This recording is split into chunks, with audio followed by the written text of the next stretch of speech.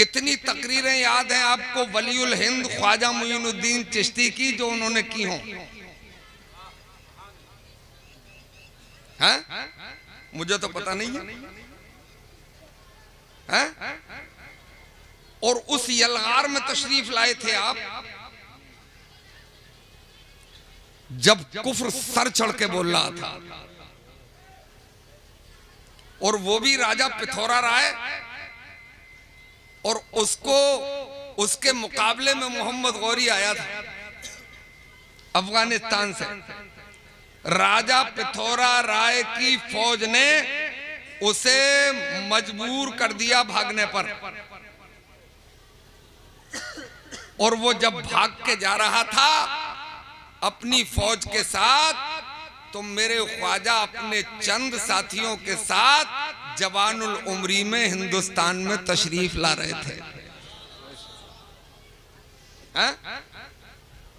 लोग तो ये कहते हैं कि इस्लाम तलवार से फैला है, झूठ बोलते हैं।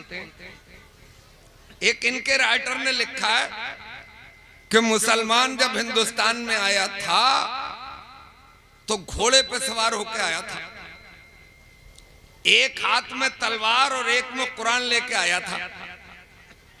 अरे उनसे कोई यही पूछ लेता कि लेखक साहब जरा ये तो बताओ, आदमी के हाथ तो दो ही होते हैं, एक हाथ में तलवार थी एक में कुरान था, तो घोड़ा हैंडल कैसे किया? है?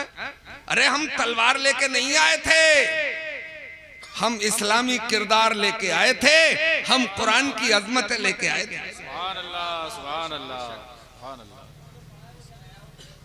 फौज ने देखा कि ये हसीनो खूबरू नौजवान हिंदुस्तान की तरफ जा रहा है, इसे रोक लो। आगे बढ़ के रोका, पूछा क्या इरादे हैं? कहा हिंदुस्तान जा रहा हूं। बोले रुक जाओ, मत जाना। नारे तकबीर, नारे रिसालत, मसलके आला हजरत हजरते उमर अब्बास साहिब किबला, हजरते उमर अब्बास साहिब किबला, मदरसा मिसबाहुल कुरान, बरकाते कुरान कॉन्फ्रेंस, उलमाए अहले सुन्नत, साबरी बुलबुल, नारे तकबीर, नारे रिसालत। हमारे भारत, हमारे हिंदुस्तान के कदीम खानकाह के शहजादे, पीरे तरीकत, रहबरे राहे शरीयत, मिंबरे नूर पे जलवागर हो चुके हैं। अब जिम्मेदारी के साथ बोला जाएगा। ऐसा कीजिए, एक नजर हजरत का दीदार कीजिए, जरा डालिए नजर, क्योंकि मोमिन का मोहब्बत की नजर से मोमिन को देखना भी इबादत है। तो हजरत इजाजत है? मैं अर्ज कर रहा था कि फौज ने रोका, बोले रुक जाओ। बोले क्यों? बोले मेरा टारगेट, मेरा निशाना हिंदुस्तान है, जाऊंगा। बोले चले जाना, जिद कर रहे हो तो हमारे हुक्मरान से भी मुलाकात कर लो। बोले चलो मिल लेते हैं। ए बच्चे,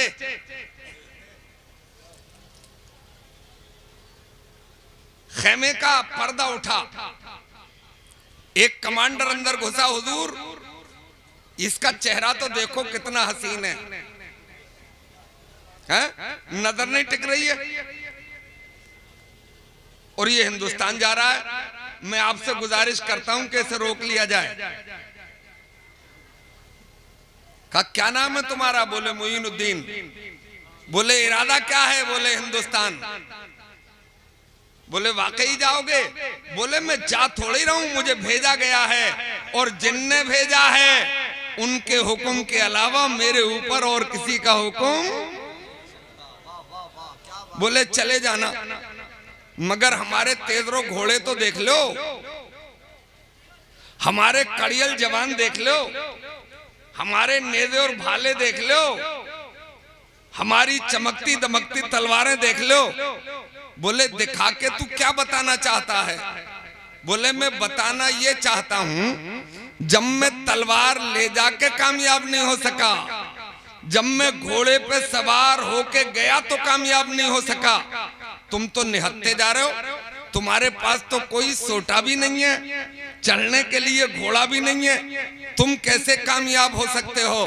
तो मेरे ख्वाजा ने इरशाद फरमाया था, मोहम्मद गौरी तेरे जाने और मेरे जाने में बड़ा फर्क है। बोले क्या फर्क है? कहा तू घोड़े पे सवार होके गया था, मैं इश्क़ मुस्तफा की सवारी पे सवार होके जा रहा हूँ। तू हाथ में तलवार लेके गया था, मैं दामने मुस्तफा थाम के जा रहा हूँ। सुभान अल्लाह, सुभान अल्लाह, माशाअल्लाह, माशाअल्लाह, सुभान अल्लाह। और हजरात ये बात मेरी लिख लो कि दो चीजों की जरूरत है दुनिया में कामयाबी के लिए। सर में खुदा का सौदा होना चाहिए और दिल में इश्क़ मुस्तफा का चिराग रोशन होना चाहिए। तुम्हारे परचम को कोई झुका नहीं सकता। बेशक बेशक। हाँ? तो ये जो मक्के की गलियों से निकल के मदीने की गलियों तक पहुंचा इस्लाम और वहां से निकला तो दुनिया के कोने कोने तक पहुंचा इस्लाम, ये तलवार की वजह नहीं है, ये इस्लाम की सच्चाई की वजह है। बेशक, सुभान अल्लाह, सुभान अल्लाह, माशाअल्लाह। आज भी पूरी दुनिया को हैरत है कि अभी 1500 साल पूरे नहीं हुए भाई। 571 ईस्वी में सरकार इस दुनिया में जलवागर हुए और 40 साल के बाद कुरान का नुज़ूल शुरू हुआ तो 1413 साल होते हैं कुरान के नुज़ूल को, मगर उसका नतीजा यह है कि दुनिया का हर चौथा आदमी कलमा पढ़ता है? और आज भी इतनी यलगार में, इतने बड़े तूफान में, इतनी बड़ी मुसीबत में, चारों तरफ से मारो मारो की आवाज में हर साल 15,000 लोग कलमा पढ़ के मुसलमान हो रहे हैं। सुभान अल्लाह, सुभान अल्लाह, माशाअल्लाह। ये तुम्हें देख के, हमें देख के नहीं, ये इस्लाम की सच्चाई देख के। बेशक बेशक। ये इस्लाम की खूबी देखकर असल में असल ताकत जो है वो यादे खुदा ही में है। असल ताकत जो है वो कुरान की तिलावत ही में है। बेशक, सुभान अल्लाह, सुभान अल्लाह। मैं आपको ये कह के चौंकाऊं कि आपका जो ये बर्गर है ना, आपकी ये चाउमीन जो है, ये आपके जो फास्ट फूड है, ये आपका चिकन और मटन है, इसमें कोई दम नहीं है। आपके केले में, आपके सेब में, आपके अंगूर में भी कुछ रखा नहीं है, आपके काजू में, आपके पिस्ताओ बादाम में भी कुछ नहीं है। अगर यही बात है तो फिर हैदर एक कर्रार है, सुभान अल्लाह, फिर हजरत अली है। बेशक बेशक। कि 3 वक्त से खाना ही नहीं मिला है,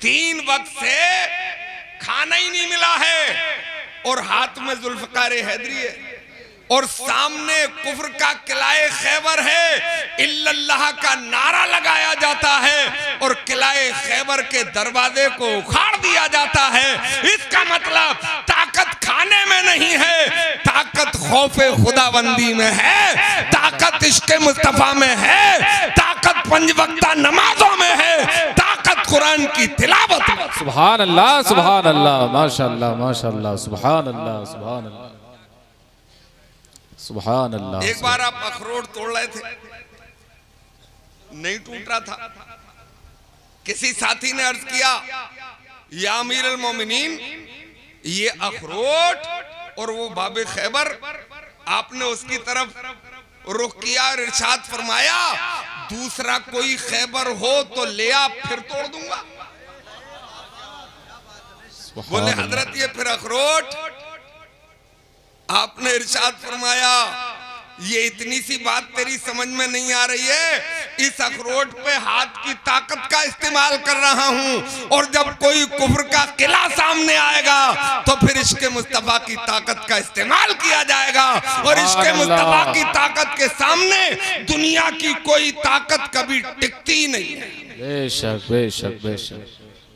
अभी जो जंग चल रही थी ना इसराइल में और फिलिस्तीन में, असल वो इसराइल की जंग नहीं है, असल वो अमेरिका और फिलिस्तीन की जंग है। पूरी जवानी पे थी जंग, मिसाइल चल रहे थे, बम गिराए जा रहे थे, लाशें बिछ रही थी, बिल्डिंगों के परखच्चे उड़ रहे थे। उस वक्त मैंने दिल्ली के एक कॉन्फ्रेंस में कहा था, घबराओ मत, सिर्फ दुआ किया करो, क्योंकि अपना काम तो दुआ ही करने का है, अपनी औकात वैसे कुछ रही नहीं है। दुआ करो, 5 वक्ता नमाज पढ़ो, दुआ करो, और यकीन दिल में कर लो कि आज नहीं तो कल, कल नहीं तो परसों इंशाअल्लाह गेंद अपने ही पाले में आके गिरेगी। वजह यह है कि हक को हमेशा के लिए मिटाया जा ही नहीं सकता है, क्योंकि कुरान में रब्बे कदीर इरशाद फरमाता है, वकुल जाल हक वज़हकल बातिल इन्नल बातिला काना ज़हूका। बेशक बेशक, सुभान अल्लाह सुभान अल्लाह। और देख लो गिर गई गेंद अपने पाले में आके। एक के बदले में दुनिया की सुप्रीम पावर को 30 छोड़ने पड़ रहे हैं। ये जलवे कुरान की अजमत के हैं, सुभान अल्लाह, मुस्तफा जाने रहमत के इश्क के हैं। बेशक बेशक, सुभान अल्लाह सुभान। और मैं तो ये चैलेंज करता हूं कि बना लो डॉक्टर, बना लो इंजीनियर, जरूरत है इस चीज की भी।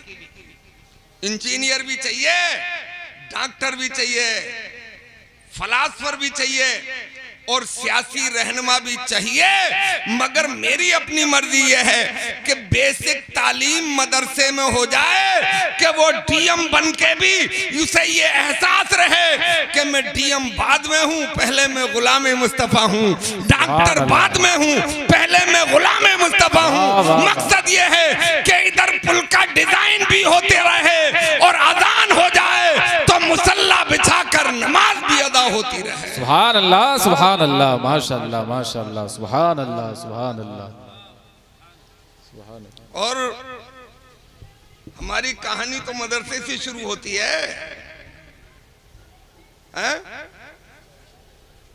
हमारा किस्सा, हमारी कहानी तो फारान की चूटी से शुरू होती है। वही था मदरसा। फिर एक चबूतरा था मदीने में, वो कुरान पढ़ाया जाता था, और मुस्तफा जाने रहमत सल्लल्लाहु अलैहि वसल्लम की ज़बाने फैज़े तर्जमान से जो गौहर निकलते थे वो असहाब सुन के अपने ईमान को ताज़ा कर लिया करते थे। फिर 1200 साल तक उन्हीं दीवानों ने, उन्हीं कुरान पढ़ने वालों ने, जब यूनिवर्सिटियां नहीं थी, जब कॉलेज नहीं थे, जब डिग्री वाले इंजीनियर नहीं थे, पूरी दुनिया को हैरत में डाला।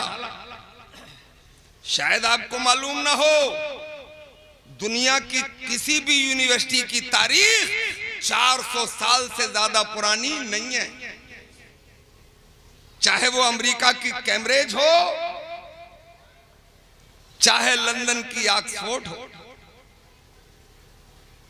या आपके हिंदुस्तान की यूनिवर्सिटियां हो, 400 साल पहले नहीं थी, मगर मदरसे थे। बोलो, मदरसे थे। जब यूनिवर्सिटियां नहीं थी तो इंजीनियर भी नहीं होंगे डिग्री वाले, क्योंकि आर्किटेक्ट की डिग्री तो कॉलेज से मिलती है, बीटेक की डिग्री तो यूनिवर्सिटी से मिलती है, एमटेक तो वहां बनाए जाते हैं। मदरसा अहले सुन्नत मिसबाहुल उलूम से तो हाफिज की डिग्री मिलती है, कारी की डिग्री मिलती है, आलिम की डिग्री मिलती है, फाजिल की डिग्री मिलती है। तो मेरे इस्लामी भाइयों, जब 400 साल पहले कोई आर्किटेक्ट नहीं था, उस जमाने में दुनिया का अजूबा ताजमहल बनाया जा रहा था, दिल्ली की कुतुब मीनार बनाई जा रही थी, दिल्ली की जामा मस्जिद और किला तैयार किया जा रहा था। अब तो मानो कॉलेज वालों के दुनिया का अजूबा ताजमहल भी कुरान पढ़ने वालों ने ही बनाया है, दिल्ली की कुतुब मीनार भी कुरान पढ़ने वालों ने ही बनाई। बेशक बेशक, सुभान अल्लाह सुभान अल्लाह, माशाअल्लाह माशाअल्लाह, सुभान अल्लाह सुभान अल्लाह। और टेक्नोलॉजी पे बल देने वालों, हवाई जहाजों की गोद में झूलने वालों, ये 1800 कुछ में जो हवाई जहाज आप देख रहे हो बना नहीं, ऐसा नहीं है। इतिहास पढ़ो, ये 9वीं ईस्वी में उंदुलुस में, जिसे आज स्पेन कहते हैं, जब इस्लाम का परचम लहराता था तो मदरसे के प्रोडक्ट ने हवाई जहाज बना दिया था। सुभान अल्लाह माशाअल्लाह, सुभान अल्लाह सुभान अल्लाह। नाम था उनका अब्बास बिन फरनास, 9वीं ईस्वी में बना दिया था हवाई जहाज, मगर डिजाइन में चूक कर गए। पर तो बनाए मगर तुम नहीं बनाई।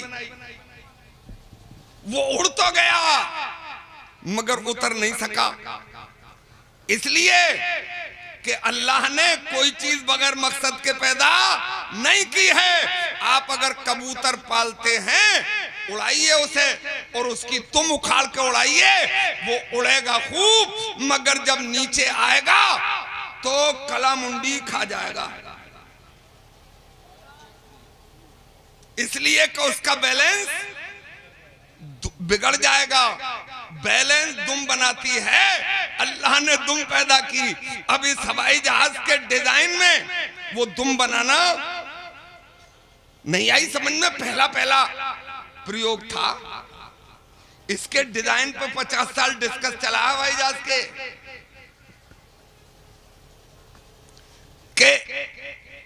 इसको कैसे बनाया जाए।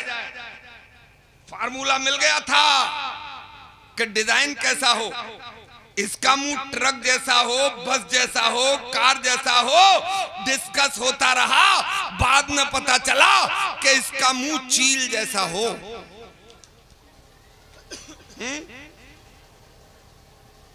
तो जब वो उन्होंने हवाई जहाज उड़ाया और वो लैंड नहीं हो सका, क्रैश हो गया, जख्मी हो गए, उन्होंने उनसे पूछा किसी ने कि ये कमाल तुमने कैसे किया। बोले तुम्हें पता नहीं है, मैंने अल्लाह का कलाम कुरान पढ़ा है, ये फार्मूला मैंने अल्लाह के कलाम कुरान से लिया है, और जो बच गया था वो मुस्तफा जाने रहमत के फरमान से। बेशक, सुभान अल्लाह माशाअल्लाह माशाअल्लाह।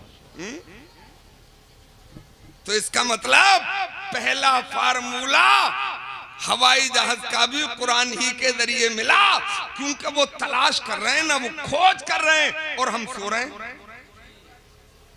और सोने वाले को क्या मिलता है ना, भाई मोबाइल दे दिया उन्होंने, चीखे के हमने पैदा किया मोबाइल, मैं उसे भी रिजेक्ट करता हूं। ये उन्होंने पैदा नहीं किया, ये उनकी तलाश है, इसका मूजिद भी मेरा परवरदिगार ही है।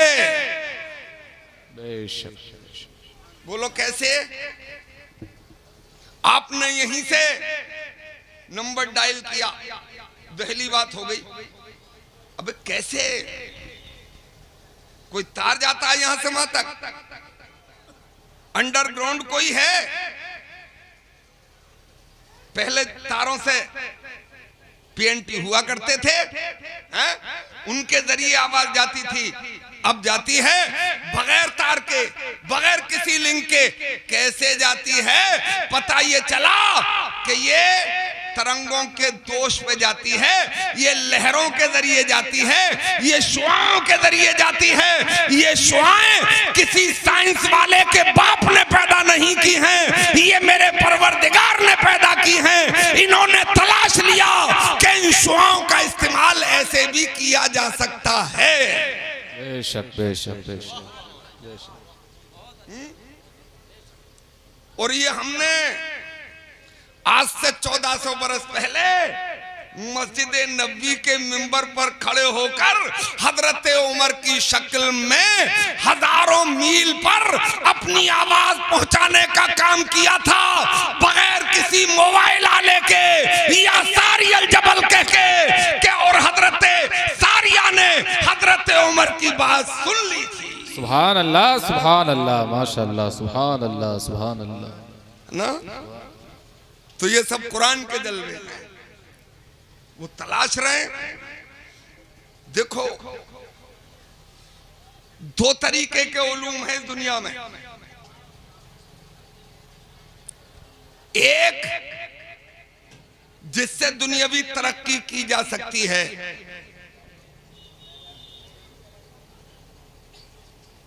और गौर व फिक्र करके। ये केमिस्ट्री की किताबें पहले नहीं थी, ये फिजिक्स, जियोलॉजी, बायोलॉजी नहीं था। कुरान से पहले कहां था? ये लोगों ने गौर व फिक्र किया, केमिस्ट्री वजूद में आ गई, फिजिक्स वजूद में आ गया, बायोलॉजी वजूद में आ गई। जैसे दुनिया में पहले आग नहीं थी, पहाड़ टूटा, आपस में पत्थर टकराए, उनसे चिंगारी निकली, आदमी ने देखा, गौर व फिक्र किया, बोले नई चीज इसके जरिए वजूद में आ सकती है। उसने घास फूस इकट्ठा किया, दो पत्थरों को आपस में घिसा, चिंगारी निकली, आग वजूद में आ गई। अब पहले कच्चा ही खा लिया जाता था, अब पका के खाया जाने लगा। कुरान में बार बार है लअल्लकुम ततफक्करून, अल्लाह की निशानियों पे गौर व फिक्र करोगे तो रास्ते हमवार होते चले जाएंगे।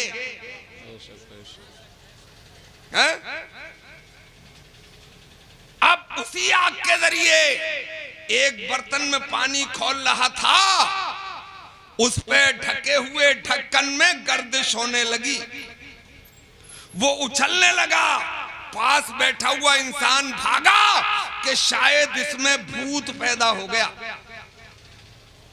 इसमें परीत आ गया, मगर फिर हौसला बनाया, उसे रोकने के लिए उस पे वजन रखा, मगर जब गैस ने दबाव बनाया तो वजन वाला ढक्कन भी हिला, उसने गौर करना शुरू कर दिया, और गौर के नतीजे में रेल का इंजन वजूद में बोलो आया। तो उसने गौर किया, ये इल्मे तरक्कियात कहलाते हैं, और दूसरा इल्मे हिदायत, वो बगैर कुरान और नबी के मुमकिन ही नहीं है। हम वो कौम हैं कि गौर व फिक्र करके दुनिया में कामयाबी के रास्ते भी खोजेंगे, और मरने के बाद आखिरत में जन्नत की बहारों में जगह पाने का भी काम करेंगे। ये तन्हा मजहब इस्लाम की शान है। सुभान अल्लाह, सुभान अल्लाह, सुभान अल्लाह, माशाअल्लाह, माशाअल्लाह, सुभान अल्लाह।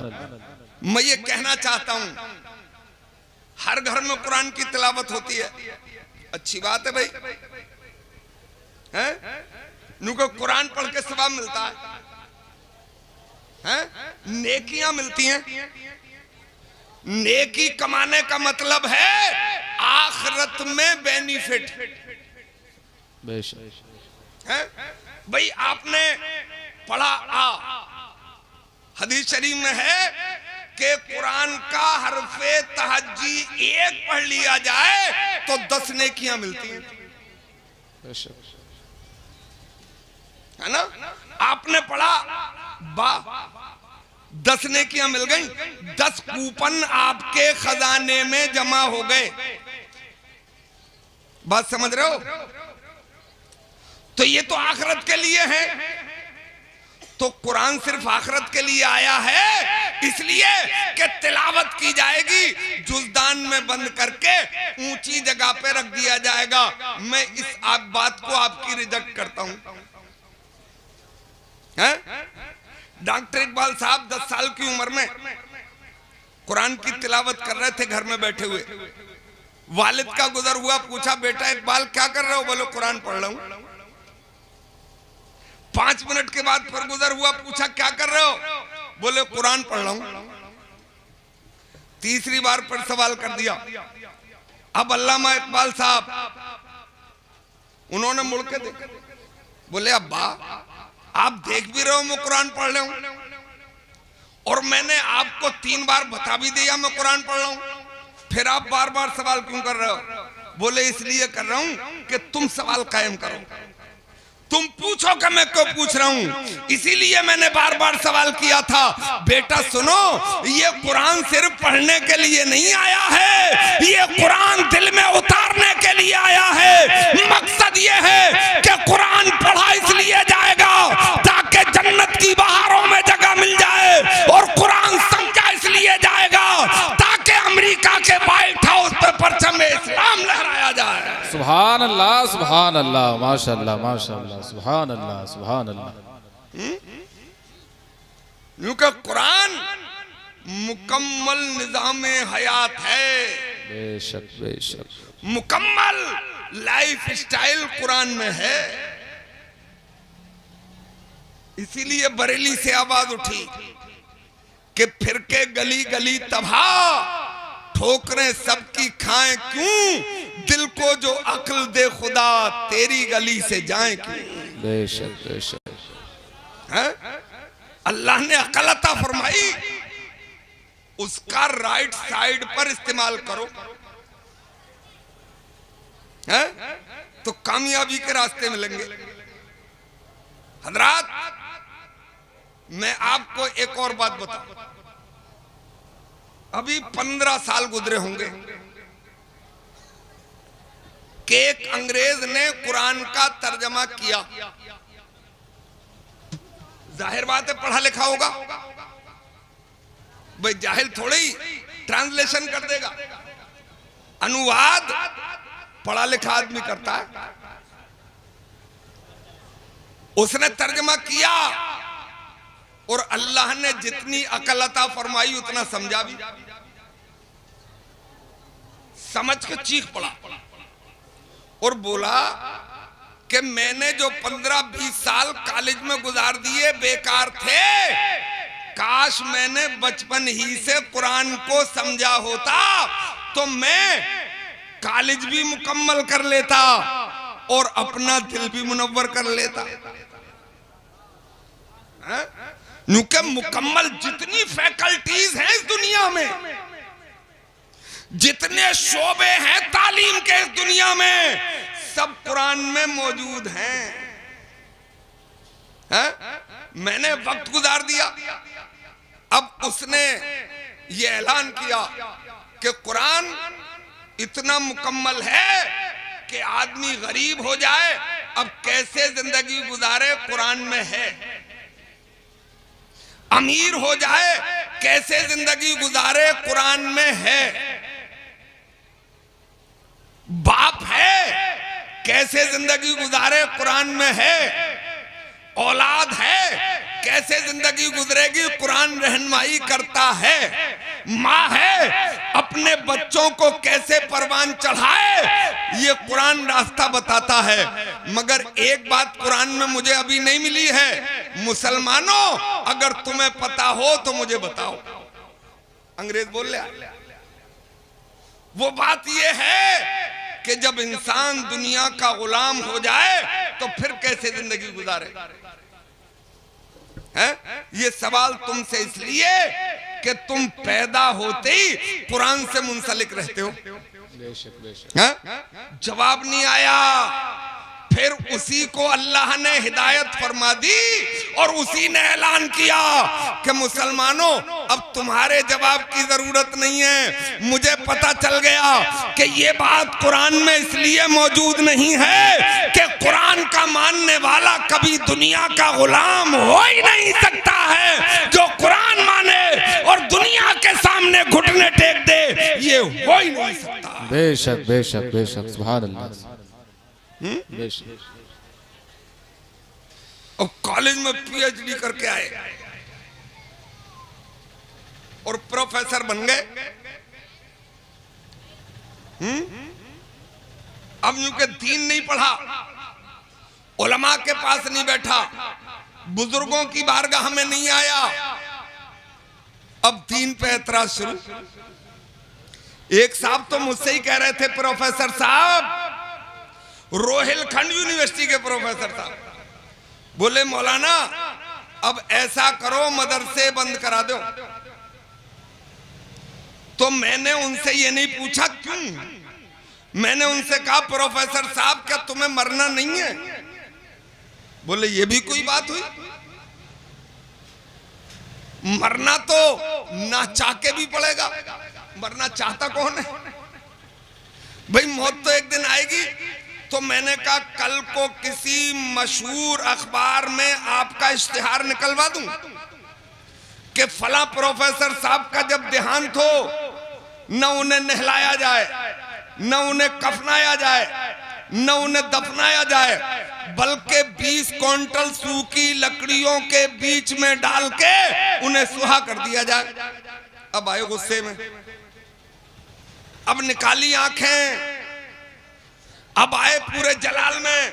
क्योंकि मौलवी तो कमजोर की जोरू लगता है ना, जो चाहो छेड़ के चले जाओ, चलो छेड़ लो, चलो उछल लो, अपने दौलत और कोठी के नशे में यहां उछल लोगे, पता तो वहां चलेगा जब मैदान महशर में एक हाफिज कुरान का हौज़े कौसर पे कब्जा हो।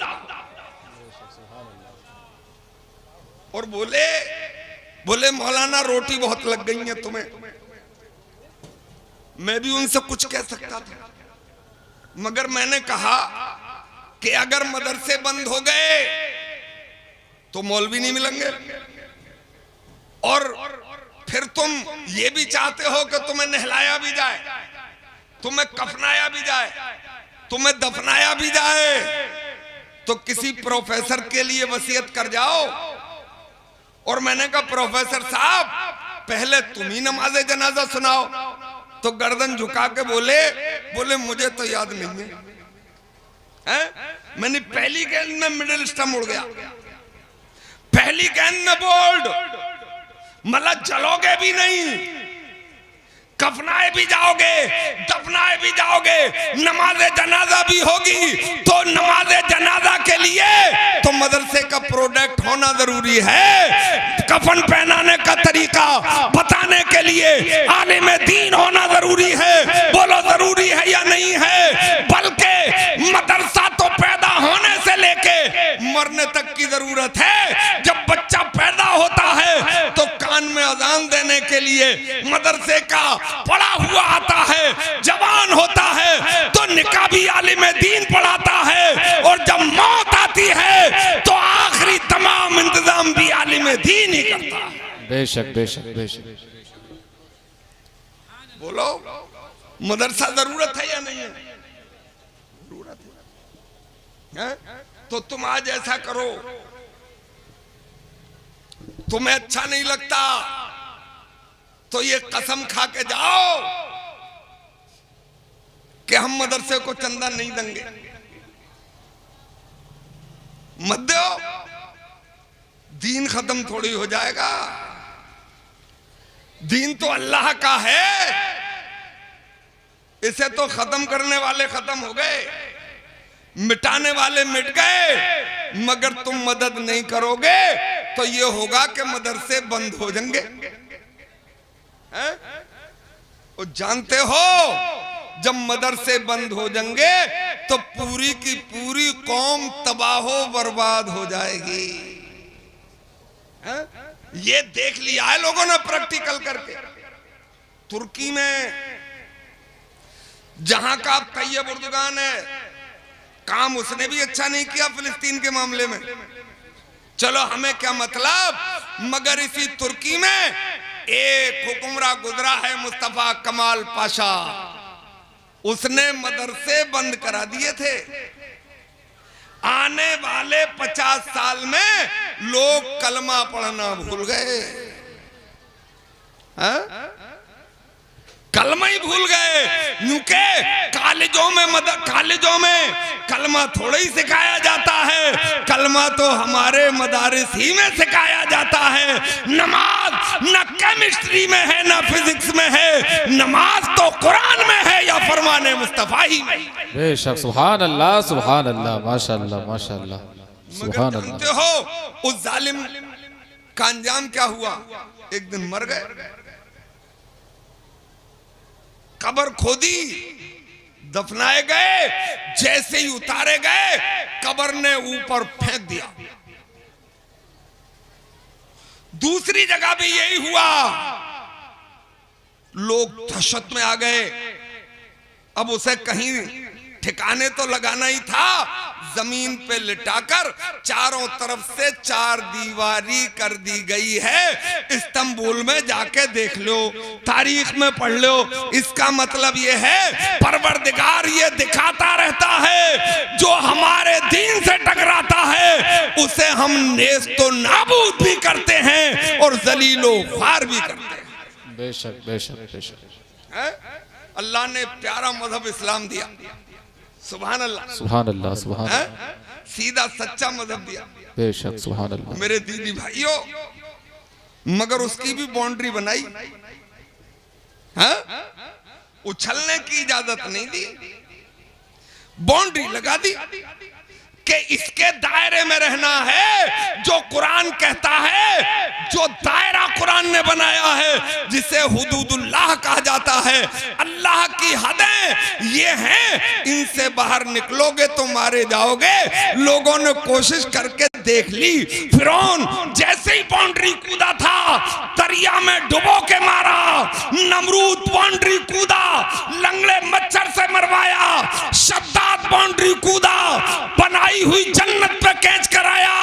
ये कुफ्र उछलता है मगर अल्लाह कैच करा देता है। मेरे इस्लामी भाइयों, इन्हें भी उछलने दो, ज्यादा दिन तक नहीं उछल पाएंगे। इंशाअल्लाह झंडा तो इस्लाम ही का बुलंद रहेगा, झंडा तो कुरान वालों ही का बुलंद। सुभान अल्लाह। नारे तकबीर, नारे रिसालत, मसलके आला हज़रत। सुभान अल्लाह सुभान अल्लाह, माशाअल्लाह माशाअल्लाह, सुभान अल्लाह सुभान अल्लाह। आखिरी बातें कह रहा हूं, खत्म कर रहा हूं अभी। अच्छा,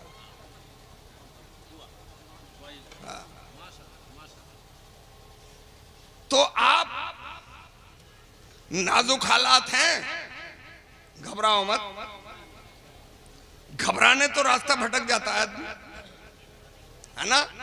अच्छा एक बात बताओ ईमानदारी से, अपने नाजुक हालात थे कब नहीं?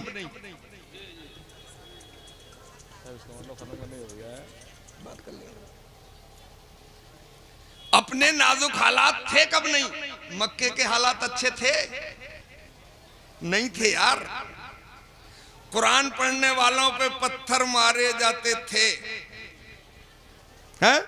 नमाज पढ़ने वालों पर ऊंट के ओज रख दिए जाते थे, हैं? कोड़े बरसाए जाते थे, छुप के नमाजें पढ़ने पर मजबूर किया गया था, आग के अंगारों पे लिटाया जाता था, हैं? चर्बी पिघल जाती थी। तो क्या इस हालात में जो दामने मुस्तफा में आ गया था कोई एक मिसाल है कि छोड़ के चला गया हो, रूगर्दानी कर दी हो, पीठ दिखा के चला गया हो? अब तुम ये कह के नहीं निकल पाओगे कि मौलाना हालात अच्छे नहीं हैं, पतली गली से यू टर्न मार के निकल जाओ। अबे जब हालात बिगड़ते हैं, जब हालात परागंदा होते हैं, इस्लाम की शान तभी बुलंद होती है, हक तभी लोगों के सामने आता है। मैंने तुम्हारे इतिहास में, तुम्हारी ही तारीख में ये पढ़ा है कि वो जालिम कोड़ों की बारिश तेज करते चले जाते थे और मुस्तफा के दीवाने अल्लाह के नारे बुलंद करते चले जाते थे। चर्बी पिघलती रहती थी और वो मोहम्मद रसूलुल्लाह के गुण गाते रहते थे। सुभान अल्लाह सुभान अल्लाह, माशाअल्लाह माशाअल्लाह, सुभान। और ये कह के गुजरते थे कि बुलबुल से बहरहाल नशे मन न छुटेगा, बरके तपा के खौफ से गुलशन न छुटेगा, माहौल अगर अपने मुवाफिक भी नहीं है सरकार, मगर आपका दामन न छूटेगा। वो सब मदरसे ही के तो प्रोडक्ट थे मेरे भाई, वो मदरसे ही के तो तालीम याफ्ता थे। उन्होंने केमिस्ट्री नहीं पढ़ी थी, उन्होंने फिजिक्स नहीं पढ़ा था, उन्होंने मैथमेटिक्स नहीं पढ़ा था, उन्होंने कुरान पढ़ा था, इश्क मुस्तफा का जाम पिया था मेरे भाई। तभी तो उनकी शान ये थी। पनडुब्बी बनाने वालों तुम्हें क्या पता मेरे भाई, स्टीमर बनाने वालों तुम्हें क्या पता, ये मादी ताकत के आले हैं जो आप समंदर के अंदर चलाते हैं, समंदर के सीने पे दौड़ाते हैं। ये तुम आज कर रहे हो इसलिए कि हमारा कुरान आ गया है। मुस्तफा के दीवानों ने आज से 1400 बरस पहले समंदरों की लहरों पे घोड़े दौड़ा के ये बताया था कि जो हम कर सकते हैं वो टेक्नोलॉजी वाले नहीं कर सकते। बेशक बेशक बेशक बेशक बेशक। कयामत तक घोड़े दौड़ा के दिखाओ समंदरों की लहरों पे। तभी डॉक्टर इकबाल बोले थे कि दश्त तो दश्त हैं, दरिया भी ना छोड़े हमने। बहरे जुल्मात में दौड़ा दिए घोड़े हमने, दी अदाने कभी यूरोप के कलीसाओं में, कभी अफ्रीका के तपते हुए सहराओं में। शान जश्ती न थी नजरों में जहांदारों की, कलमा पढ़ते थे हम इच्छाओं में तलवारों की। बेशक बेशक बेशक। और टल न सकते थे अगर जंग में अड़ जाते थे, पांव शेरों के भी मैदान से उखड़ जाते थे। बेशक बेशक। हाँ? ये कुरान के जलवे, ये साहिब कुरान। हजरात आप गौर करते रहा करो। आज से 800 साल पहले एक किताब लिखी गई थी, उस किताब का नाम है अल कानून।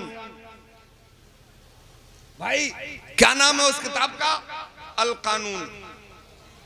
किताब के राइटर हैं अबू अली सीना, बुखारा के रहने वाले थे जो उज्बेकिस्तान में है, रूस से सटा हुआ एक मुल्क है। जब कम्युनिज्म आया था और जब रूस सोवियत संघ बना था तो ये उसमें शामिल हो गया था।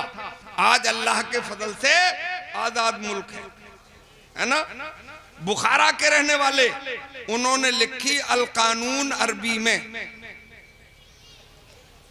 जानते हो उसका एक हिस्सा है मेडिकल साइंस पर, दूसरा हिस्सा है इंजीनियरिंग साइंस पर। 800 साल पहले लिखी थी, दुनिया की हर जबान में तर्जमा हुआ उसका। आप अमेरिका जाना कभी, क्योंकि आदमी का मिजाज है पिकनिक, पहले मदीने जाना।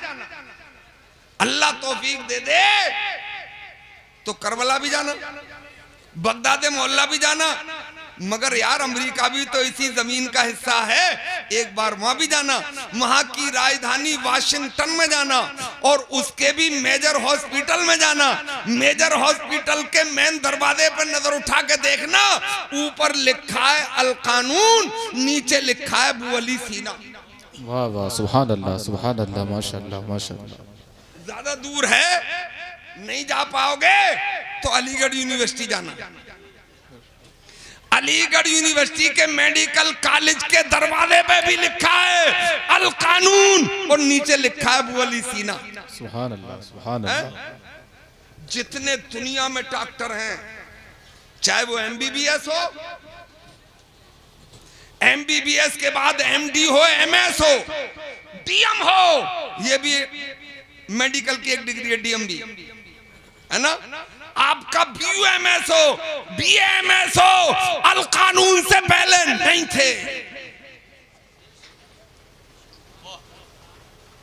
जितने इंजीनियर हैं अल कानून से पहले नहीं थे। उनसे पूछा, इतनी कामयाब तरीन किताब जिसके जरिए मेडिकल खुले, जिसके जरिए इंजीनियरिंग कॉलेज खुले, तुमने कैसे लिखी? मुंह भर के कहा था मैंने अल्लाह का कलाम कुरान पढ़ के लिखा। सुभान अल्लाह, माशाअल्लाह माशाअल्लाह, सुभान अल्लाह। और ये जंग के आले, पहला मिसाइल अमेरिका में नहीं बना, लंदन और फ्रांस और जर्मनी में नहीं बना, पहला मिसाइल हिंदुस्तान में बना। ये झूठ बात है कि APJ Abdul Kalam missile man है। मिसाइल तो सबसे पहले टीपू सुल्तान ने बनाया था। है? टीपू सुल्तान ने उनसे पूछा, ये शानदार आला, जंग के मैदान में सामने वालों को उड़ा देने वाला आला तुमने कैसे बनाया? बोले मुझे तो सिर्फ इतना पता है, मैं घर के आंगन में होता हूं तब, जंग के मैदान में होता हूं तब, आंधियों तूफान में होता हूं तब, मैं बिला नागा कुरान के 4 पारे तिलावत करता हूं, उसी कुरान से मुझे फैज मिला और उसी से फार्मूला लेके मैंने मिसाइल बनाया। बेशक, सुभान अल्लाह, सुभान अल्लाह, सुभान अल्लाह, माशाअल्लाह। मैं तुमसे भी कह के जा रहा हूं, इन मदरसों को फरोग दो, इन मदरसों को तरक्की की राह पे लाओ। और मैं आपको यह भी बता दूं कि इन मदरसों के जरिए ही यूनिवर्सिटी तक रास्ता भी जाता है। आपको पता ना हो तो मुझे बुला लेना। इसी मदरसे के प्रोडक्ट ने इसी साल, जहां से ये पढ़ के आए हजरत, मिसबाही है वो लड़का, उसने यूपीएससी में टॉप किया है, आईएएस में टॉप किया है। इसलिए मुस्तफा ने फरमाया दुनिया की सबसे दानिश्वर कौम का नाम है कौम मुस्लिम। सुभान अल्लाह। और सोने पे सुहागा ये कि वो कुरान पढ़ ले, और उस पे भी जलवे ये कि वो इश्क मुस्तफा में पढ़ ले, तो दुनिया का कोई फलासफर मुस्तफा जाने रहमत के गुलाम का मुकाबला कर ही नहीं सकता। बेशक, बेशक, सुभान अल्लाह, सुभान अल्लाह, माशाअल्लाह, माशाअल्लाह, सुभान अल्लाह। अरे हमारे पास लाजवाब प्रोग्रामर है, उसने जो प्रोग्राम बना दिया आज तक टस से मस नहीं हुआ है।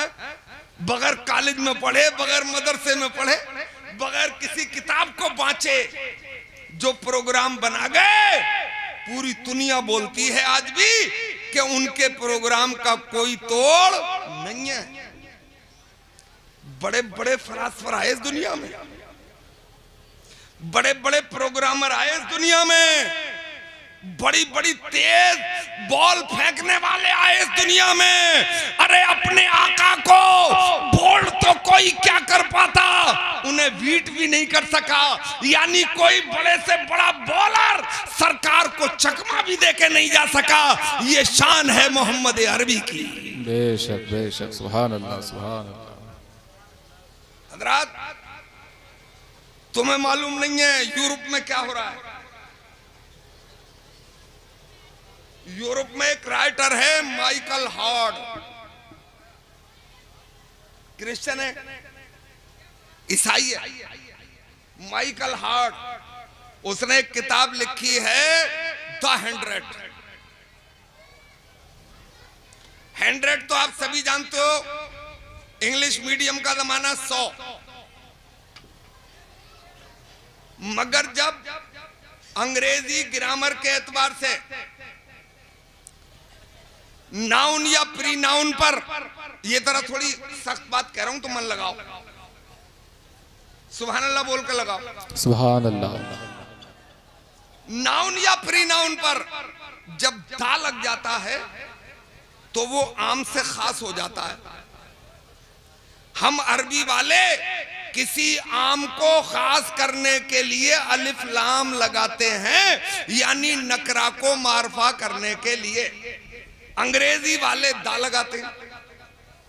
जैसे मैं कहूं कैट मतलब बिल्ली, आपके रतनपुर कला की बिल्ली भी हो सकती है, वो अमेरिका के व्हाइट हाउस की बिल्ली भी हो सकती है, वो अपने प्रधानमंत्री जी के थैले की बिल्ली भी हो सकती है।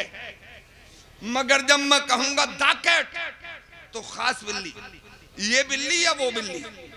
ऐसे ही 100 वो आपकी जेब के भी हो सकते हैं और मेरी जेब के भी हो सकते हैं, मगर मैं कहूंगा 100 तो 100 मखसूस 100। तो 8 अरब की दुनिया में उसने तहकीक की, रिसर्च की और 100 लोगों को चुना और उन 100 लोगों को चुनकर उन पर एक किताब लिखी जिसका नाम रखा 100 है ईसाई। और मजे की बात यह है कि उस 100 में सबसे पहला चैप्टर हमारे तुम्हारे आका जनाबे मोहम्मदुर रसूलुल्लाह पे लिखा। सुभान अल्लाह, सुभान अल्लाह, माशाअल्लाह, माशाअल्लाह, सुभान अल्लाह। किताब फैल गई, ईसाइयत के दर्द हुआ। उन्होंने माइकल हार्ट को घेरा और बोले, पागल माइकल हार्ट। बोले क्या हुआ? बोले तेरा खून सफेद हो गया।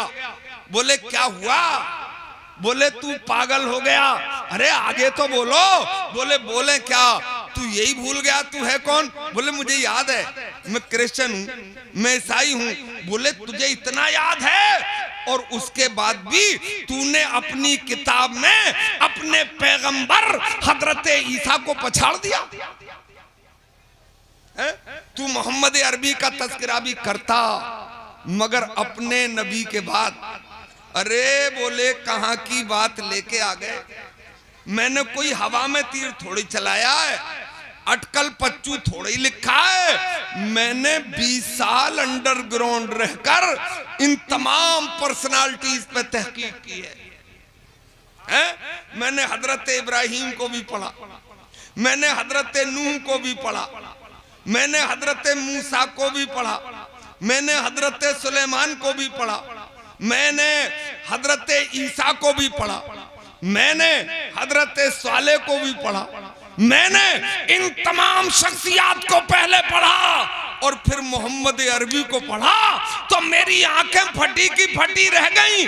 कोई 1000 साल दुनिया में रहा, कोई 900 साल रहा, कोई 400-500 साल रहा, मगर मोहम्मद अरबी ऐलान नबुव्वत के बाद सिर्फ 23 साल इस दुनिया में रहे। चैलेंज करके मैंने लिख दिया है कि अगर ऐसी किसी को हजारों जिंदगियां भी मिल जाती तो मोहम्मद अरबी के एक लम्हे का मुकाबला पूरी दुनिया मिलकर नहीं कर सकती थी। ये है मेरे आका। तभी बरेली से आवाज उठी कि तेरा कद तो नादिर दहर है, तेरा कद तो नादिर दहर है। कोई मिसल हो तो मिसाल दूं, नहीं गुल के पौधों में डालियां कि चमन में सर्वे चमा नहीं। ये अपने मुस्तफा हैं और उन्होंने ही तो मदरसे का पाठ पढ़ाया। अच्छा तुमने जैसे कॉलेजों में कौन सा तीर मारा? कितने शेरों का शिकार कर लिया आपने? कॉलेजों में भी कोई तीर आपने नहीं मारा। आप कहोगे हमने एपीजे अब्दुल कलाम दिया, आप कहोगे हमने जस्टिस अहमदी दिया, आप कहोगे हमने तस्लीमन नसरीन दी है? और क्या कह सकते हो आप? इसके अलावा कुछ नहीं है। अगर तुम ये बोलोगे तो फिर मैं ऐसे बोलूंगा कि हमारे मदरसे ने मदीने का सिद्दीक आजम दिया है, उमर फारूक आजम दिया है, उस्मान दुन्नूरैन दिया है, हैदर कर्रार दिया है। हमारे मदरसे ने करबला का दुनिया को हुसैन दिया है। हमारे मदरसे ने बगदाद का गौसे आजम दिया है, हिंदुस्तान का राजा ख्वाजा दिया है। बोलोगे तो मैं कहूंगा कि हमारे मदरसे ने आपको कलियर का चांद दिया है। हमारे मदरसे ने मेरे इस्लामी भाइयों बरेली का इमाम अहमद रजा खान दिया। सुभान अल्लाह, सुभान अल्लाह, माशाअल्लाह, माशाअल्लाह, सुभान अल्लाह, सुभान अल्लाह। ये सब कुरान और मदरसे की बात है, इन्हें चलने दो। और हजरात एक प्रोग्राम बना लो। बड़े चंदों का मैं भी कायल नहीं हूं। अच्छा प्रोग्राम बनाओ और फिर यानी ऐसा कि कतरा कतरा गिरता रहे और एक दिन वो आए कि सैलाब वाला दरिया बोलो बन जाए। मेरा मशवरा यह है कि आज तो चंदा देके जाना है, मगर आइंदा के लिए आप 1 रुपये रोज के मेंबर बन जाओ, और जो 1 रुपये रोज का मेंबर बने ये इरादा करके बने कि इंशाअल्लाह कम से कम 1 महीने में 10 मेंबर बढ़ा के रहूंगा। मैं गुजरात में दाहोद में बनाया, 10 लड़के खड़े किए मैंने और वो तैयार हो गए। मैंने कहा ये भी इरादा करो, वादा करो कि इंशाअल्लाह अपने यार दोस्तों को जोड़ेंगे, और जिन्हें जोड़ेंगे उनसे भी ये वादा ले लेंगे कि वो भी अपने यार दोस्तों को जोड़ेंगे। अभी 6-7 साल हुए हैं, 20,000 नौजवान हमारी उस तंजीम में शामिल हैं। सुभान अल्लाह, सुभान अल्लाह। कितने? 20,000 पर डे। बोलो, ये मदरसा इंशाअल्लाह दारुल उलूम बन जाएगा। अरे छोटी बात बोल दी आपके रतनपुर कला में। अगर इस प्रोग्राम पे काम चल गया तो आने वाले 10 साल में इंशाअल्लाह यूनिवर्सिटी खड़ी होगी, यहीं हाफिज़े कुरान भी होगा, यहीं इंजीनियर और डॉक्टर भी होगा। फिर अपनी बेटी पे पर्दे को हटाने वाले इल्जाम नहीं लगाए जाएंगे। जब दूसरों को में भेजोगे तो भाई उनका कॉलेज, उनका मैनेजमेंट, उनकी यूनिफॉर्म, फिर शिकवा किस बात का है? रईसों, अमीरों, अपने कॉलेज खोलो, अपनी बेटियों को अपने कॉलेज में पढ़ाओ, अपनी इमारत, अपना कॉलेज, अपना मैनेजमेंट और अपनी यूनिफॉर्म। मगर अपनी कौम पे खबत है, जैसे ही पैसे आए बारात घर बनाएगा। अरे हजरात, अभी एक नया सर्वे हुआ हार्वर्ड में, मुसलमानों, कौमे मुस्लिम हिंदुस्तान की 53% बिल्कुल अनपढ़ है, जबकि कुरान जिस पे तुम जान छिड़कने को तैयार रहते हो, उस कुरान का पहला लफ्ज ही नाजिल हुआ, इकरा। बेशक बेशक, सुभान अल्लाह। अमर का सेगा है, हुक्म दिया गया है पढ़ो। अभी हजरत मौलाना जलील साहब बता गए, पैगंबर इस्लाम ने फरमाया इल्म हासिल करो चाहे तुम्हें चीन ही क्यों ना जाना पड़े। हमारे ही आका ने फरमाया अल इल्मो नूर, इल्म रोशनी है। उस कौम का ये हाल है, 53% बिल्कुल अनपढ़ है। अब बची 47%, तो 20% इंटर। किसी इंटर वाले से पूछो कि भाई इंटर से क्यों छोड़ दिया? बोले अब्बा बीमार हो गए। बोले यार क्यों छोड़ दिया? बोले दोस्त ने छोड़ दिया, है ना। और 20% ऐसे जो BA MA तक पहुंचे, 40% इसमें निपट गए। अब बचे 7%, वही हायर एजुकेटेड हैं, उन्हीं में से IAS IPS हैं, उसी में से PCS PCSJ हैं, उन्हीं में IITN हैं, उन्हीं में IIM को क्वालिफाई करने वाले हैं, उन्हीं में IIC को क्वालिफाई करने वाले हैं। जिस कौम को 100 के 100% तालीम याफ्ता होना चाहिए, वो कौम इतनी जाहिल है। और अच्छा, जब जाहिल है तो फिर सियासत में भी पकड़ नहीं है ना। सियासत में पैदल। अच्छा, अब मैं ये क्यों कह रहा हूं, तुम तो ये मौलवी को सियासत से क्या मतलब है? यूं कि तेरी जो प्रधानी जा रही है, मौलवी साहब अगर कुछ कह देंगे तो तेरी प्रधानी पे दाग लग सकता है। यूं कि तू दुनिया कमाने के लिए आया है, और मौलवी अगर हाकिम बन जाएगा तो इंशाअल्लाह वो दीन का काम कराएगा। बेशक बेशक, सुभान अल्लाह। और मैं अपनी तरफ से कह रहा हूं तो मुझ पे पत्थर मारो, उठाओ पत्थर और फेंको। कानून शरीयत आपके मदरसे में होगी। मुस्लिम पर्सनल लॉ की किताब, उसमें एक सवाल है, इमामत कौन करे? जवाब मिला इमामत वो करे जो बहादुर भी हो और सियासतदां भी हो। जुमले नहीं बदल रहा हूं, यही जुमले हैं। अब कहोगे यार इमाम से कोई लाठी या गोली चलवाना है, उसे बहादुरी की क्या जरूरत है? अरे इमाम होता है सरदार। सरदार मतलब चीफ जनरल ऑफ आर्मी है? और जब सरदार ही बुज़दिल होगा तो बोलो फौज मारी जाएगी या नहीं मारी जाएगी, बताओ है? अब अपना क्या है, बेड चाहिए 50,000 रुपये का है, बेडरूम में सजावट चाहिए 1 लाख रुपये की, झूमर चाहिए 50,000 रुपये का, जूता चाहिए आपको 1-1 लाख तक का जूता पहना जा रहा है मेरे भाई, मगर इमाम चाहिए गबदू वाला जो कुछ जानता ही नहीं हो। फिर बड़े खुश होकर कहते हैं भाई हमारे इमाम साहब बहुत सीधे हैं, वो तो हुजरे से बाहर ही नहीं निकलते हैं। अरे वो इमाम नहीं है, वो गबदू है। इमाम वो होता है जो मोहल्ले के एक-एक घर पे नजर रख के कि इसका बेटा क्या करता है, इसकी बेटी क्या करती है।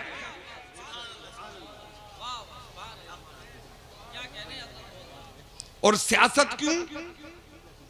सियासत का मतलब गाली फरेब नहीं है।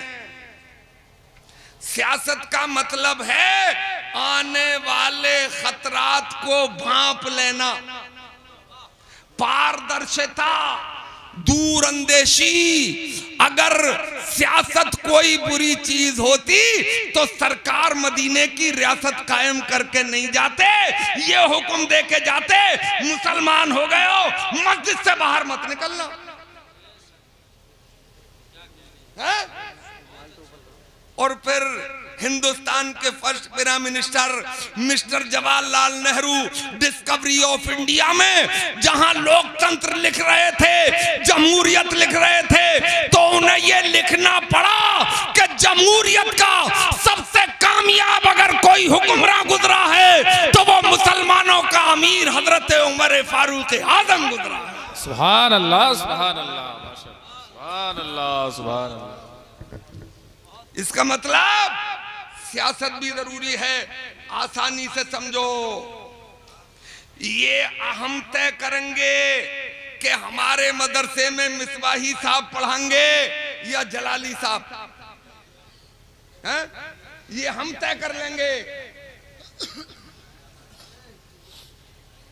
सुनो, हमारी मस्जिद का इमाम कौन रहेगा रतनपुर वालों तुम्हारी कमेटी तय कर लेगी, मगर आपके थाने का इंचार्ज कौन होगा ये तो सियासत तय करेगी। आपका एसडीएम कौन होगा ये सियासत तय करेगी। आपका डीएम कौन होगा, एसएसपी कौन होगा, ये सियासत तय करती है। सियासत में बोतले हो जाओगे तो कहीं के नहीं रह जाओगे। इल्म नहीं है, सियासत में बोतले, और सियासत नहीं है तो तिजारत में, बिजनेस में नाकारा। डेवलप करके देख लो, उड़ा दिए जाओगे, है ना। अपने यहाँ क्या है, अरे भाई क्या हाल है प्रधान जी, बोले हजरत चल रही है दाल रोटी। अरे भाई अंसारी साहब, पाशा साहब जरा बताओ क्या हाल है, बोले दाल रोटी में कोई टोटा नहीं है। अबे तू दाल रोटी खाएगा तो मुर्गा कौन खाएगा, बकरा कौन खाएगा, ये हलाल तो अल्लाह ने तेरे लिए किए हैं, फिर तू दाल पे ही क्यों मर रहा है?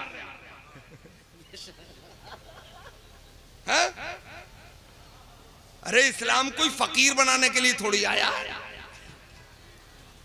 है? सिर्फ फकीर बनेंगे, पहमत लगे हुए कपड़े पहनेंगे। अरे चल हट, इस्लाम ने तुम्हें सबक पढ़ाया है। इस्लाम ने तो इतने बड़े ताजिर दिए मक्के में, हजरत उस्मान जुन्नूरैन दिए कि जिनकी तिजारत का काफिला मक्के की गलियों से निकलता, दरो दीवार थर्रा उठते।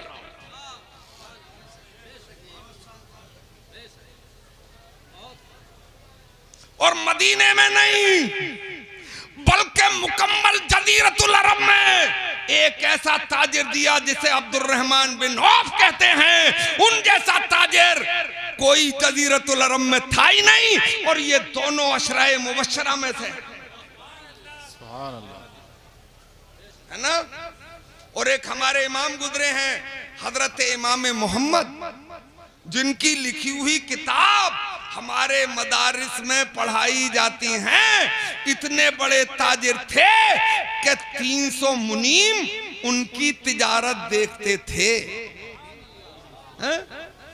अब मैं एक बात गुस्से में कह रहा हूं, बुरा लगे तो मत बुलाइयो। बहुत गुस्से में, जब दुनिया की सबसे दानिश्वर कौम तुम हो, ये मैं नहीं कह रहा हूं, सरकार ने फरमाया है, तो फिर तुम में का कोई धीरू भाई अंबानी क्यों नहीं बना, अनिल अंबानी क्यों नहीं बना, मुकेश अंबानी क्यों नहीं बना, विजय माल्या क्यों नहीं बना, मेरे भाई टाटा और बिरला क्यों नहीं बना, बजाज क्यों नहीं बना? इसलिए कि तुम इल्म से भाग गए थे। इल्म ही सर्वोपरि है। अगर इल्म होगा तो सियासत के मैदान के घोड़े होगे, तिजारत में तुम्हारा कोई जवाब नहीं होगा। इस्लाम वो है जो ये बताता है कि जब मस्जिद में पहुंचो तो एक 1000 रकत पढ़ के भी दम मत लेना, जब मैदान में उतरो तो कुफ्र के सामने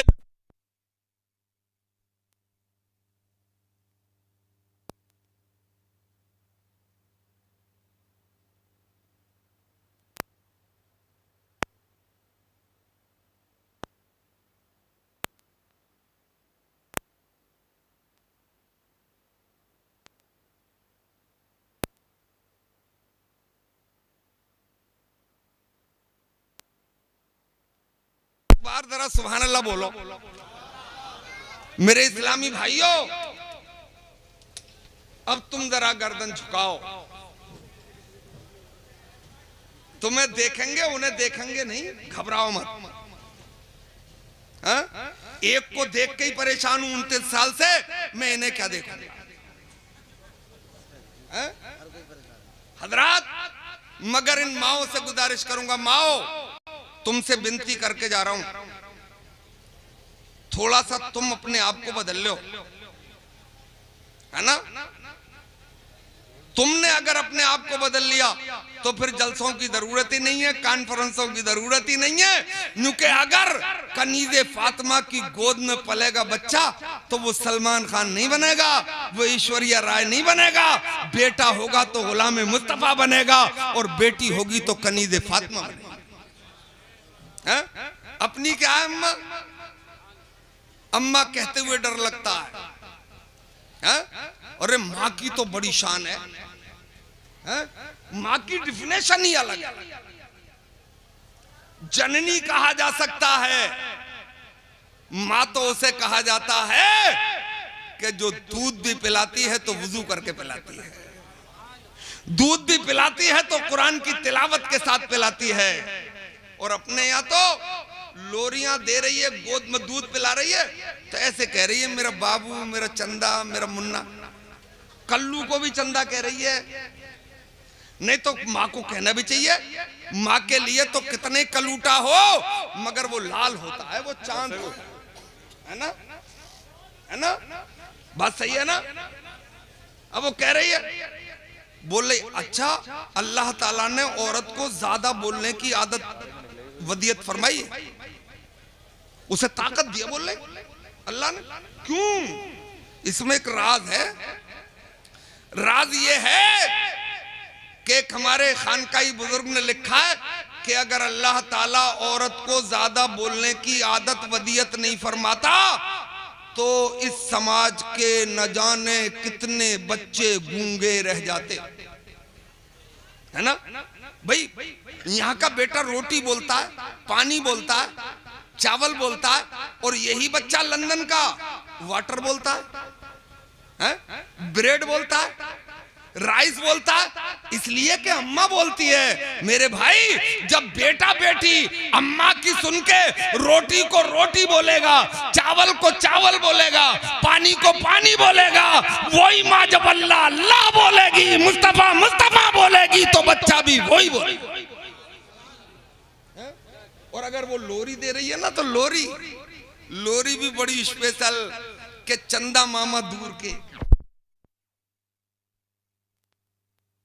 चला दे इसे। चंदा मामा दूर के, बड़े पकाए बूर के, आप खामे थाली में, हमको दे में प्याली में, प्याली गई फूट और चंदा मामा गए रूट है। और कोई अगर बिहार की माँ है तो वो ये लोरी देती है कि आरे आवा पारे आवा नदिया किनारे आवा।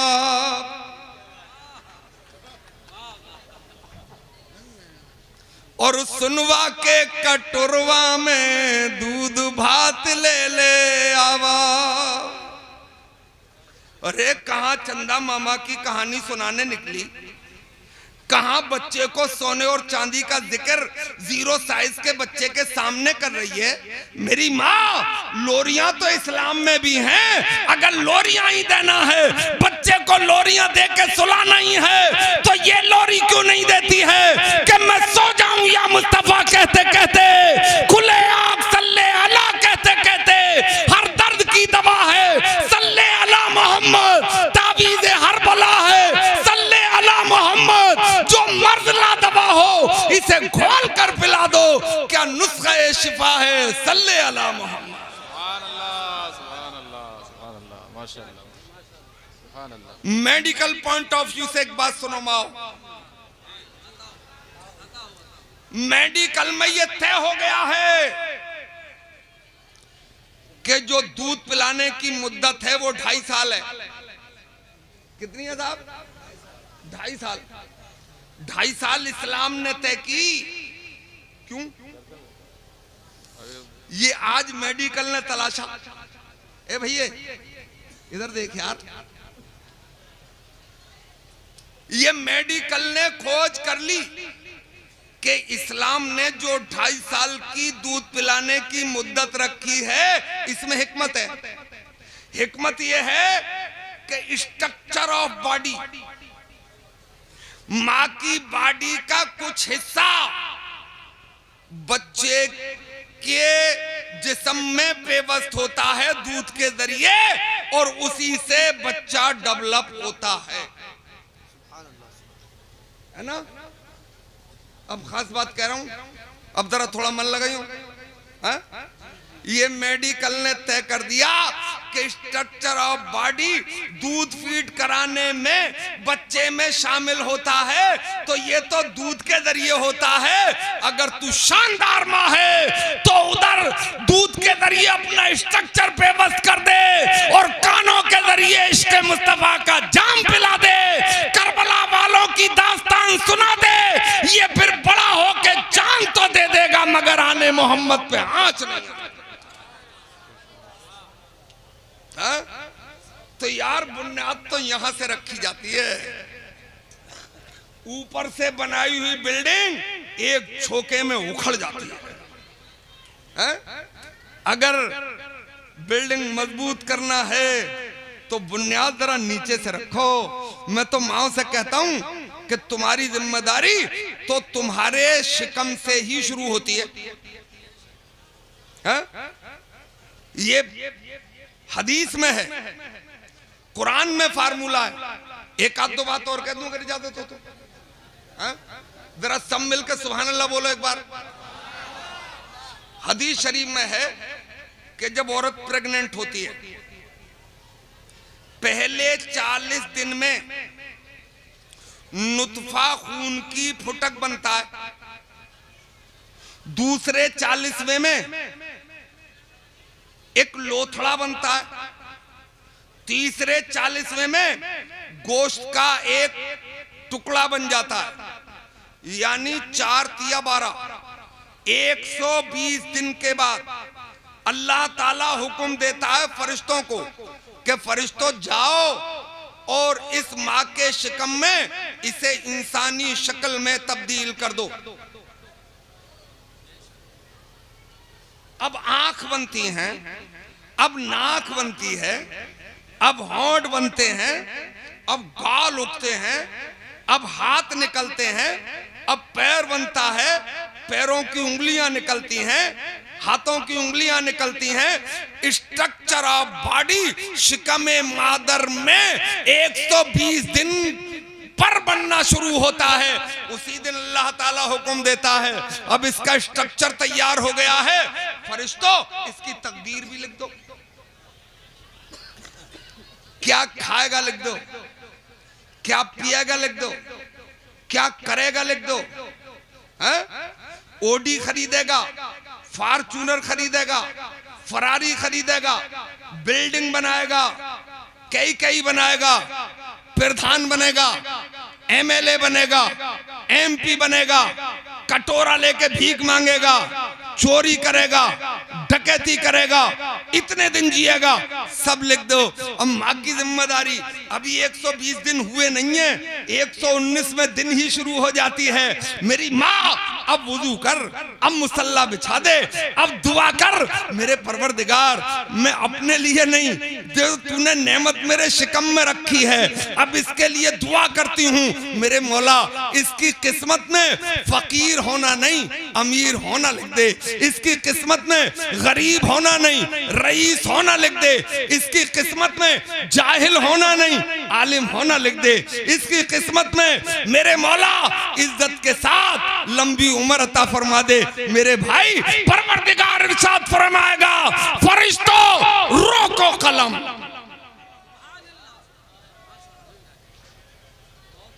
रुको। एक मेरी बंदी ने मुझसे इल्तिजा की है, लो पीछे देखने लगे, मैं आसानी से मिलता नहीं हूं और रोज तुम्हारे यहाँ आऊंगा नहीं, और इतना बदसूरत भी नहीं हूं कि मुझे छोड़ के आप पीछे देखने लगो, बुढ़ापा ही तो आ गया है? हजरत रब फरमाएगा रोको कलम। मेरी बंदी ने अपने लिए नहीं उसके लिए दुआ की है, मुझसे गुहार लगाई है, इल्तिजा की है, जो अभी दुनिया में आए ही नहीं है, अभी बेगुनाह है। मैं हुक्म देता हूं जो इसकी माँ कहती है वही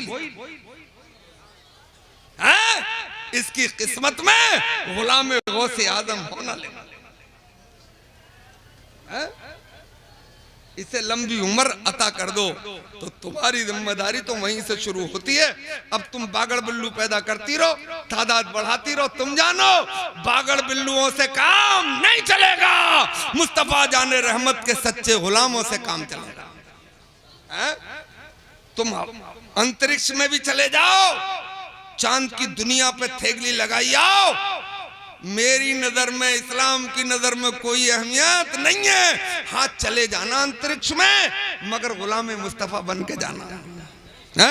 और हकीकत में आखिरी जुमले बोल रहा हूं, हमारी मेराज अंतरिक्ष है ही नहीं, चांद की दुनिया है ही नहीं, हमारी मेराज तो कदम नादे मुस्तफा है।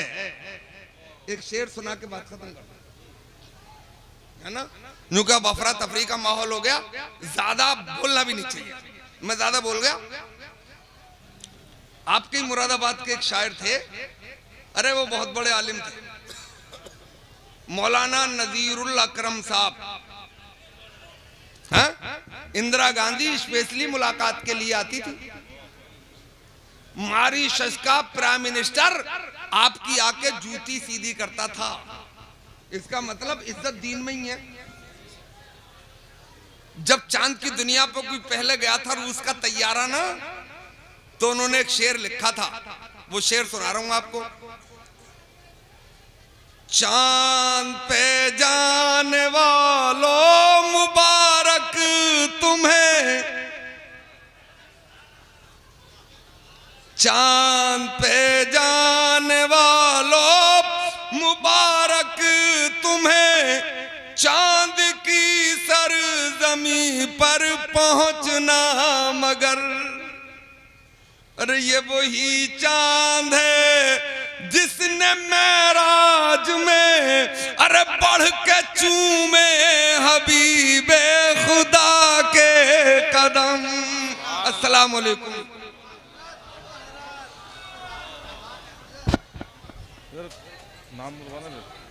हाँ खड़ा आ जाओ, करीब आ जाओ। माशाल्लाह सुभान अल्लाह, बहुत ही उम्दा खिताब हजरत कारी मौलाना शकील साहब ने कि अल्लाह पाक इल्म अमल और उम्र में बेपना बरकतें अता फरमाए। इकराम भाई इसको बिल्कुल बंद कर दो आप। तो कोई परेशानी आप तो आप हज़रात दस्तार बंदी का पुरकैब मंजर अपनी माथे की निगाहों से मुलाहजा करें। हाफिज मोहम्मद अरमान अली इब्ने रमजान अली साहब रतनपुर कला, हाफिज साहब आए और हजरत उमर साहब के हाथों से दस्तार बंधवाएं। और दूसरा नाम है हाफिज मोहम्मद अनस इब्ने गुड्डू साहिब मौजा मलकपुर फतेहपुर। वाह सुभान अल्लाह माशा अल्लाह। आप हजरात ने अब तक इंतहाई आलिमाना तकारीर समात की और जिस घड़ी और वक्त सईद का आपको इंतज़ार था, अब वो नेक घड़ी आ चुकी है और आप अपने माथे की आंखों से ये रूह परवर मंजर मुलाहदा फरमा रहे हैं। ये कुरान की बरकतें हैं, ये हाफिज कुरान है। तो इसी खुशी में और इसी मसरत और शादमानी में झूम कर हमारे मोहतरम, हमारी बस्ती के मुअज़्ज़ज़ और मुस्तकबिल के प्रधान पद के उम्मीदवार जनाब हाजी मुशाहिद हुसैन साहब, ये इन 5 तलबा को जिनके माथों पर ये हिफ्ज़े तकमील कुरान का ताज ज़री रखा जा रहा है, इन 5 बच्चों को अपनी जानिब से 1,000 रुपए कपड़ों के लिए पेश करते हैं। 1,000 रुपए कपड़ों के लिए पेश करते हैं। और अल्हम्दुलिल्लाह इन्होंने आज काफ़ी मेहनत की है। 5 बच्चों के लिए इन्होंने बतौर तोहफा पेश करने के लिए शील्ड भी तैयार कराई है, जो ये अपने हाथों से और अपने बड़े भाई के हाथों से पेश करेंगे। अल्लाह तबारक व तआला इनके इल्म में और इनके नेक मकासद को पूरा फरमाए।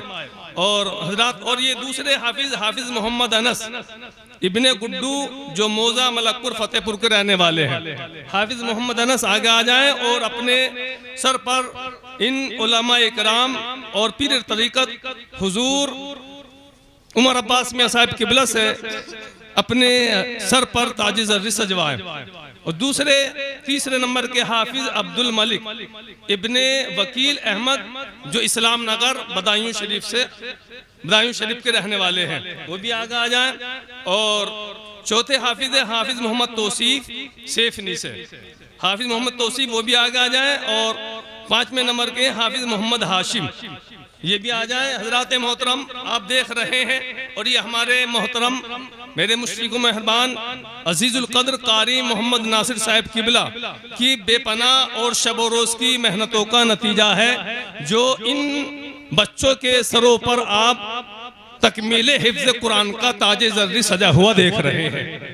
हजरात मोहतरम, अब आप हजरात से हजरात माथे की आंखों से आप देख रहे हैं, और हमारे मेहमान खुसूसी मुफक्किर इस्लाम हजरत अल्लामा मौलाना शकील अहमद साहब किबला ने